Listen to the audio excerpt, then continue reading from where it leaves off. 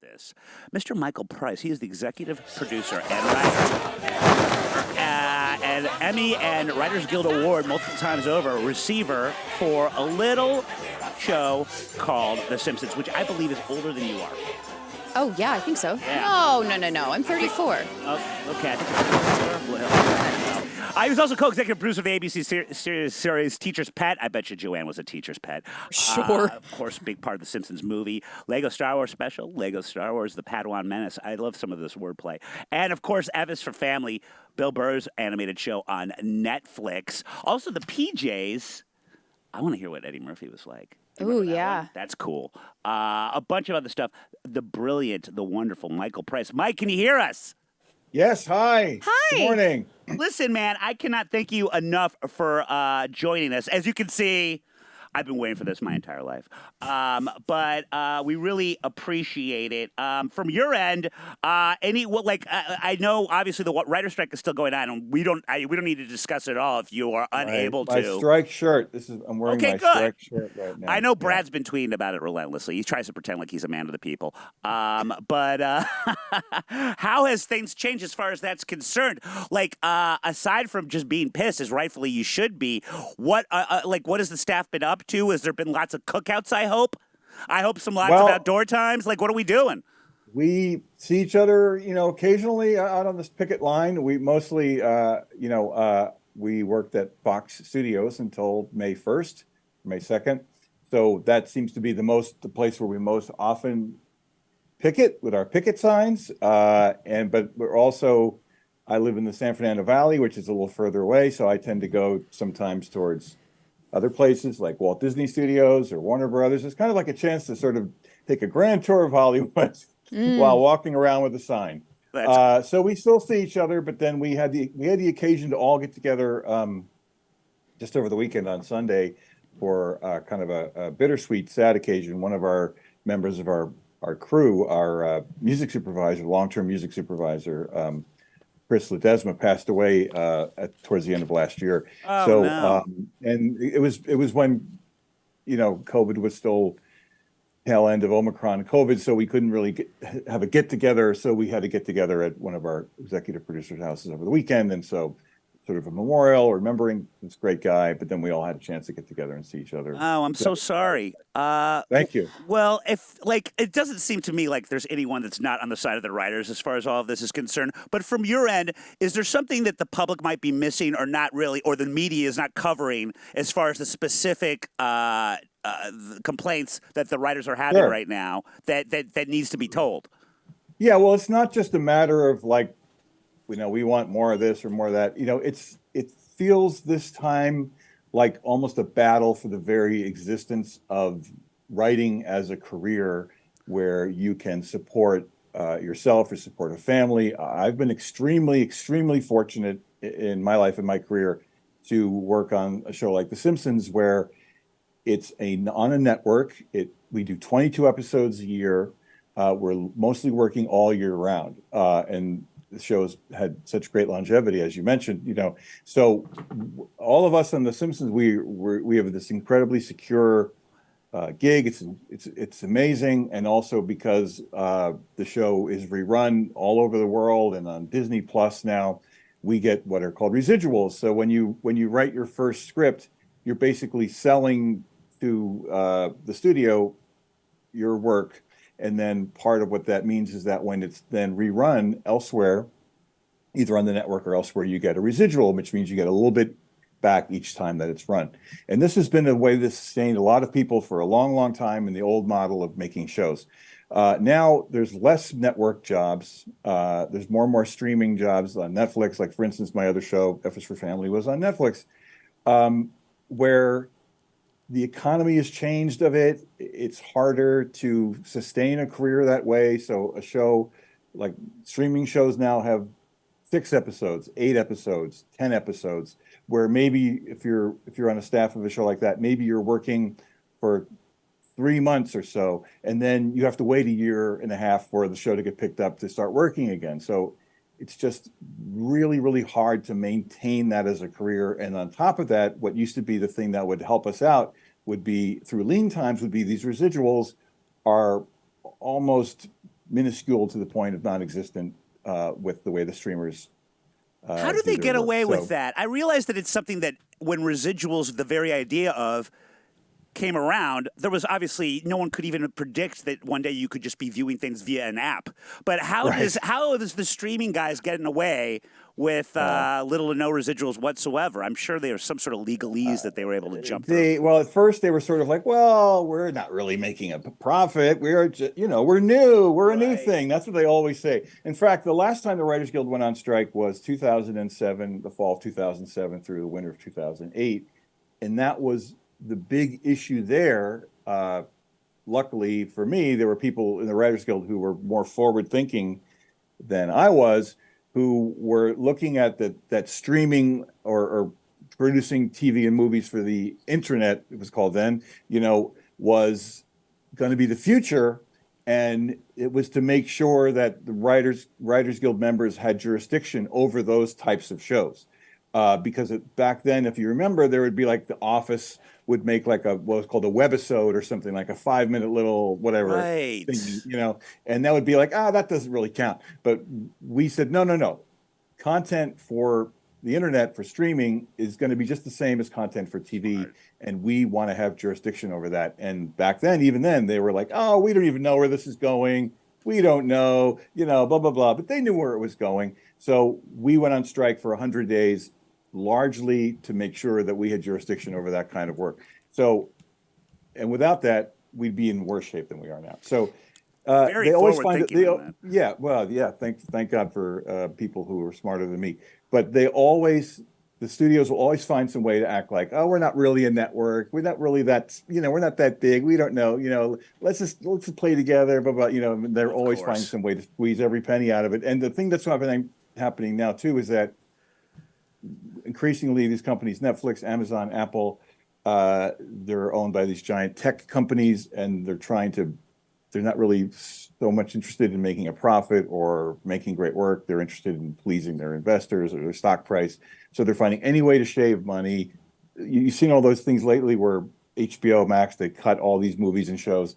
It's all about their stock price. It's not much about making great stuff. So we have to hold their feet to the fire, and that's what we're doing right now.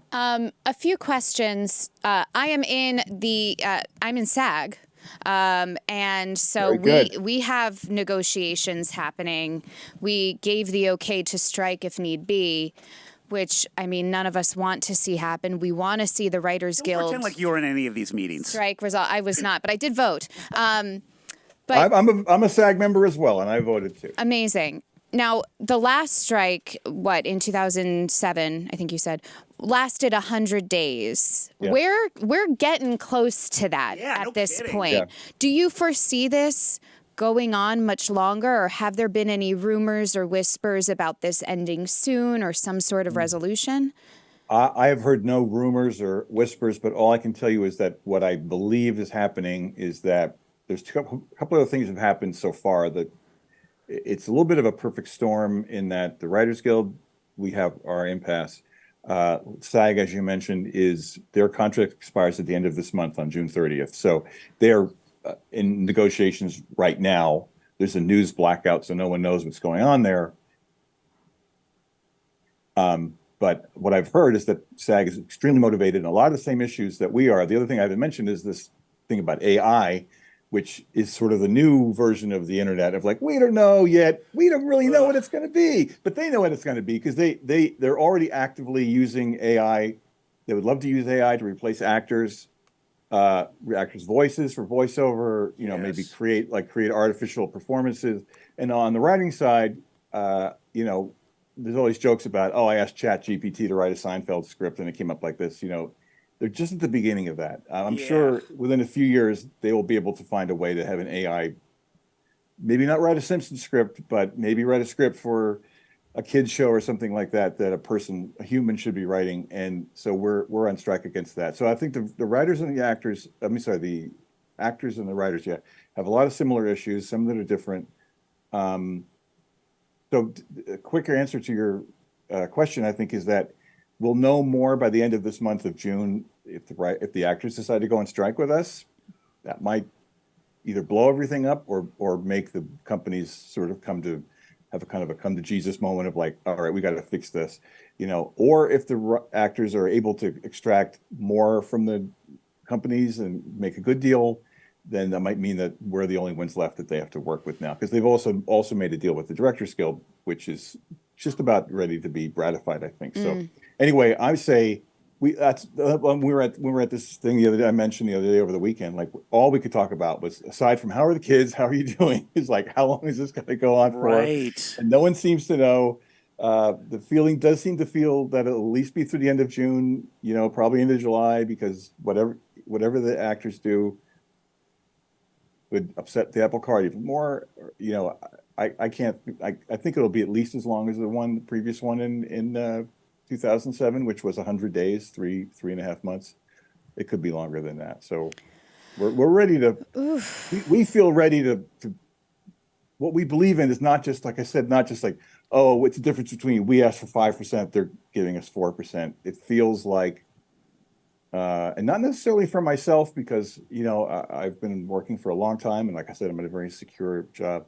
But it's more for the younger people who are just starting out, or the people who are working on these streaming shows. It feels more of an existential thing, like it's now or never, and like this might be the last shot we get to hold the line against some of these things. Because if we say, we'll wait for 3 more years, 3 years from now, yeah, I mean, AI could be completely have replaced us all by then. So no kidding. Particularly when you've got the people that are so-called responsible for it already sending out warning signs that, like the head of Google, like quitting.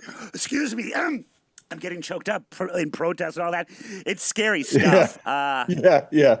It's always bad when James Cameron all of a sudden looks like a prophet as far as AI is concerned. That concerns me tremendously. Well, and speaking of advances, I'm fascinated by this. Considering when you started with The Simpsons versus now, how have things changed when it comes to writer's room?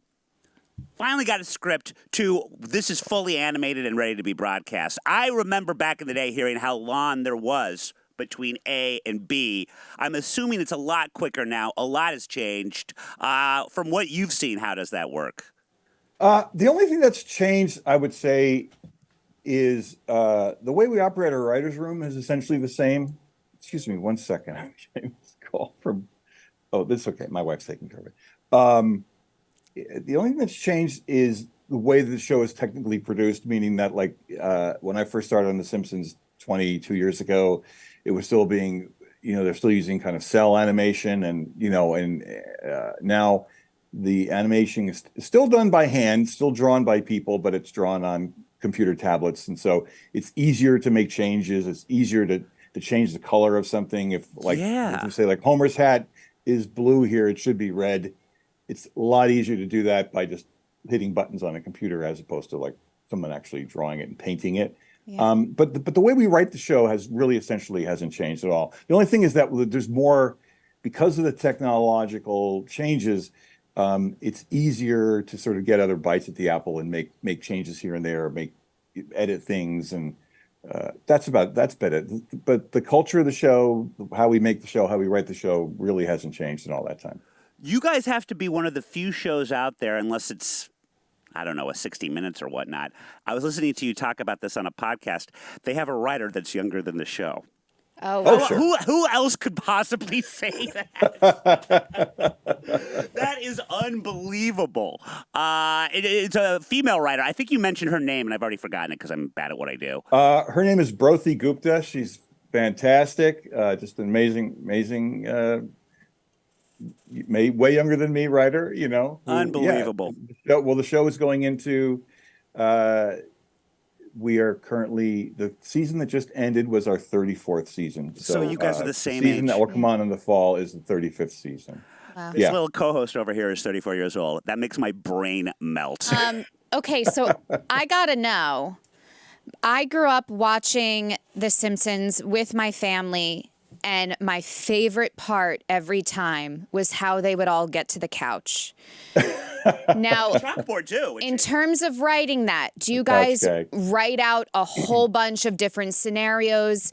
They're all made and ready to go, and you insert, or are they made specifically for the specific episodes? It's more specific for that episode. Like, well, it's interesting that that's one thing that has changed a little bit is that due to the economics of TV, the shows themselves are about a minute or two almost shorter now than they were way back when in 1990 because the Fox network likes to make money, so they add more commercials. So that means that sometimes because we have so much story and so much funny stuff we want to get into the show, that these longer kind of opening credits with Homer driving through the town and all that stuff, and the couch gag, those sometimes those get cut short or get cut out altogether. So there's not as many as there used to be. But when they do come up, we'll say we need a couch gag for this, and so we'll literally sit around and think about, okay, what about this? And then we have someone has a database, or the internet has one on Wikipedia. I think of like every couch gag ever. So we'll say, how about one where they're cards from coming out of a shoe in Las Vegas. We did that in 1998. Wow. Amazing. And So, you and I are of the generation where back in the day, if you wanted to have a file like that, it was this very complicated thing on what they used to call a company server. And now there's some 13-year-old who's got his own site that's doing it for you, and you just go. But I will say this: the show recently had a huge milestone episode. The last episode of the broadcast season that aired May 15th or so was the 750th episode of the show. Wow. And so for that, we created an extra long a couch gag with opening credits that hallmark that. So that episode is now on Hulu, our streamers, so our shows will air on Fox first, but then they're on Hulu. If you go to Hulu, you can find that episode. And it begins with a couch gag that basically includes in the background 750 different characters from all across the history of the show, like in the background, running around in the house when they come in for the couch. So, oh my God, probably the most special couch gag ever. That is great. I remember one that was extremely jarring. Live action people that very much resembled each of the characters, and that talk about making my little brain melt. That was almost disturbing for me. Yeah, that was thought. That was that. Now we didn't make that ourselves. That was made by I think an English TV company, a network in England that was airing the show. So they commissioned that and they had it made, and then we saw it and we're like, hey, let's put that on the show. So that's how that one came about. I love it. So much fun. Well, yeah, you guys have had forget about the guest voices.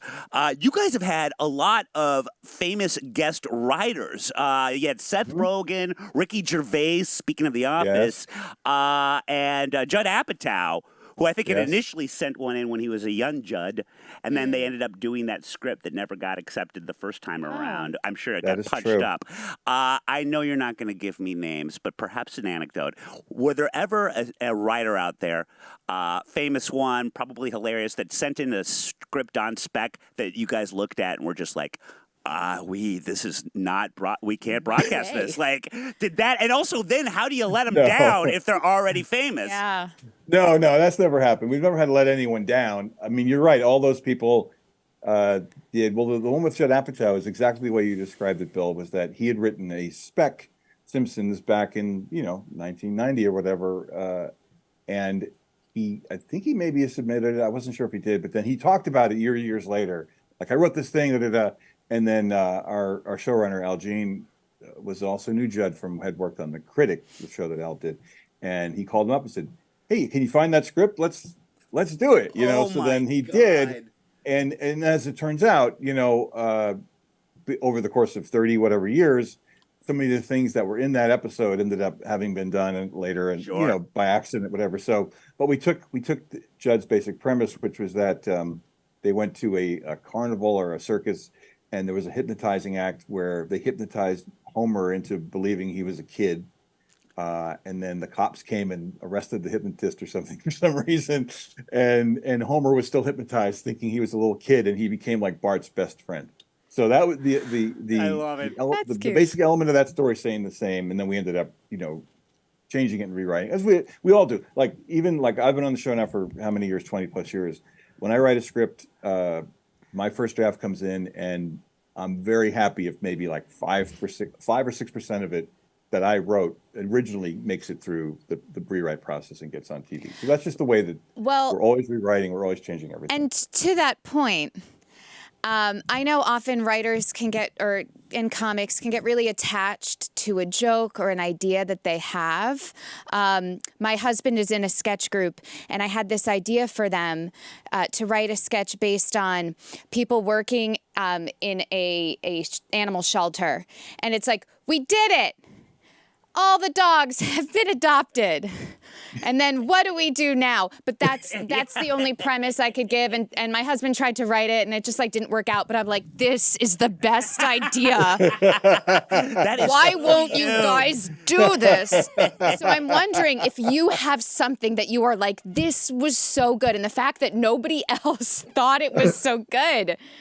Well, it's a shame. I will tell you. This is going to go round robins, full circle to what you were talking about when I first came on.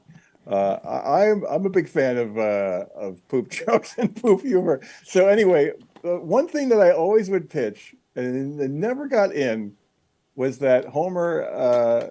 This may sound a little gross, but Homer would maybe sometimes have his underwear, let's say, would not be quite laundry ready. You know, it's embarrassing. You know, so that. My idea was that he, instead of putting it in the laundry for Marge to discover, he would bury it in a hole in the backyard. So I was always pitching that the dog would be out in the backyard digging up something, and they would dig up Homer's old poopy underwear. I'm actually worried that you plagiarized my youth, sir. I mean, my brother's youth. So I pitched it any number of times, and it became a joke, almost a joke within the show of like, Mike, go ahead, pitch Homer's poopy underwear again. You know, it never got in. And then I got my own show, F is for Family, that I co-created, and I was the head writer of with Bill Burr. And I would pitch it there. And they would be like, no, you can't do that. I'm like, it's my own show. But then finally, towards the third or fourth season of it, there was a character on that show named Mr. Goomer, who was the creepiest neighbor of all time. And we had put that in there where he had his underwear was buried in the woods. So I finally felt like I finally got my joke out. I'm so happy for you. Always fascinated by the standards and practices of stuff like that, because Gil can have a backstory where he's a coke dealer, but no poopy underwear. Well, that wasn't anything from the network. That was literally just the showrunner was saying like, no, come on, we don't want to do that, you know. So well, and then also, I mean, I'm assuming there is a certain perhaps unwritten gospel of what does or what is and what is not allowed, like something that a character would just never do, so therefore A can't be B. All of those things that have certainly evolved in the past 30 years. Was there ever something that just on the surface seemed like such a great idea, but either the network or just sort of the Simpsons world rules would not allow, but it was just still such a wonderful idea, but either factor would not allow it? Probably. I can't think of anything in particular. A lot of seasons, yeah. Yeah, a lot of seasons. I mean, we would get the one thing I'll say that has been a hallmark of the show that we're so thankful for, and I think I would say partially explains why it's been so good all these years, is that there has been very, very, very little, almost none of network interference, meaning that like on most shows, you'll have these network executives who will read the script and say, we think it should be this, we think it should be that. Our boss, our ultimate super boss, is an amazing man named Jim Brooks, who created the Mary Tyler Moore Show and Taxi, and he directed Terms of Endearment and Broadcast News. Amazing man. So when the Fox network was just starting out and he brought The Simpsons to them, they were just starting. They had nothing, you know, and they were like, we want this. And he's like, okay, I'll give you your show, but you're not going to tell me what my business, you know, I will not accept network notes from you. Amazing. You know? So we've never had those. The only thing we should get are like what you'd call like broadcast standards. So like, for instance, there was an episode years ago where they were on the school bus and Lisa said something that embarrassed Nelson the bully. And instead of like living with the embarrassment, he ran to the back of the bus and threw open that back door that are in the back of school buses, like that emergency door. Oh, I remember it well. And he dove out the back of the bus, you know, as opposed to rather than suffer humiliation. And so they said we shouldn't do that because, you know, a real kid might watch that and decide to try to do that. Interesting. That so is things like that. Amazing. I would love to know how many oracles you have in the writing room, because the number of times, and there's been many articles about it, that y'all write something. Oh my God, yeah. And decades later it comes true. I mean, when you're at these family friend barbecues with the other writers, are y'all sitting around and being like, can't believe that happened?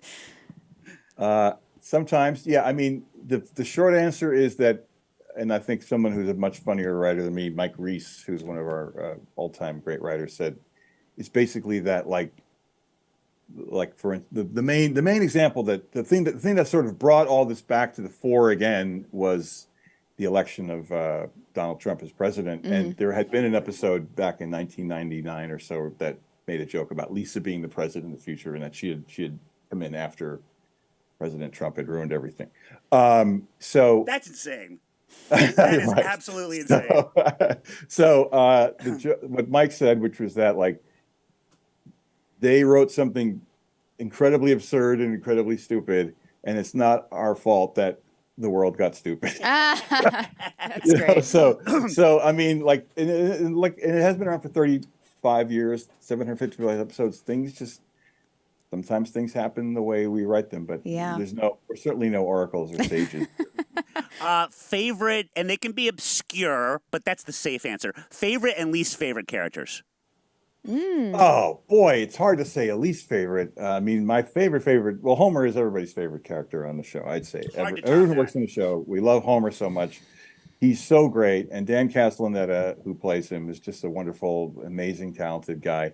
So I'd say, aside from him, my favorite is Krusty the Clown, only because I grew up as a kid watching all these old movies and TV shows, and like old Showbiz and Johnny Carson and all that stuff. So I just love that aspect of him, and like he has these references that I'll dig out. He'll make references to like old guys from the 60s or whatever that I'm obsessed with. So that's why I like Krusty so much. I like Mo a lot too. Least favorite, I can't think of a least. I mean, I'm going to sound like I'm being wimpy about it, but I love them all so much. So, well, Conan always used to say he loved writing for Mr. Burns, which I get. Oh my God, yeah, of course. That just the fact that he never remembers Homer, even though he's played a pivotal role in all the major parts of it. I will say that the one guy that most people don't like that I love, again, is a reference to an old thing, is the guy that goes, yes. I love that guy, and I feel that he's been misused. I think based on this old actor named Frank Nelson, who used to be on the Jack Benny show.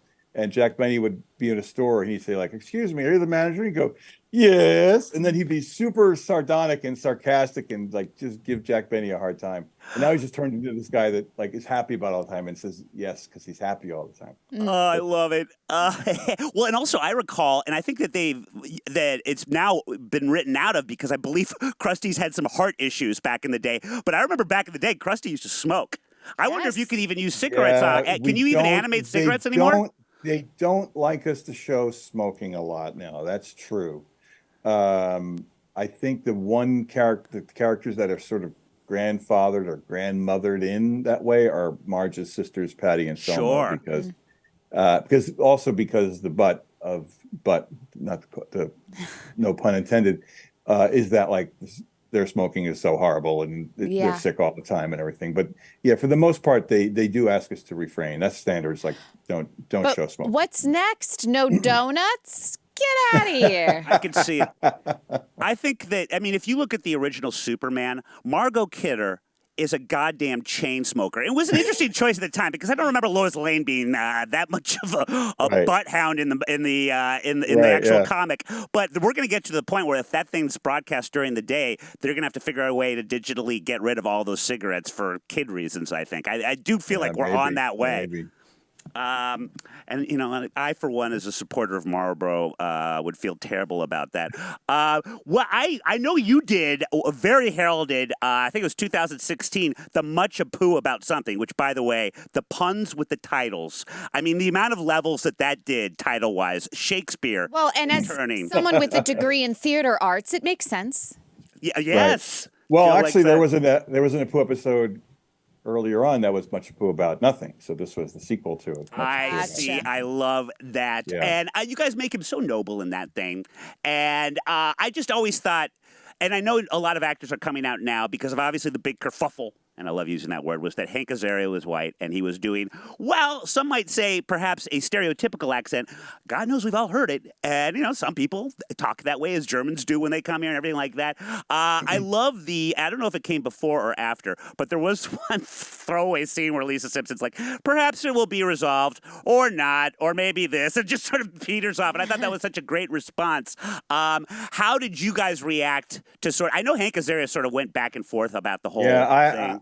Well, I got to say, it's really not my position to speak officially for the show. So I think that I will say that the times have certainly changed over the last 35 years. And so in addition to what's been going on with that character, most of our other characters that are people of color, whatever, that were voiced by white actors have been changed. And I think that's for the better. So some of the characters that Hank and Harry Shearer did that were like, there's Dr. Hibbert, there's Carl, and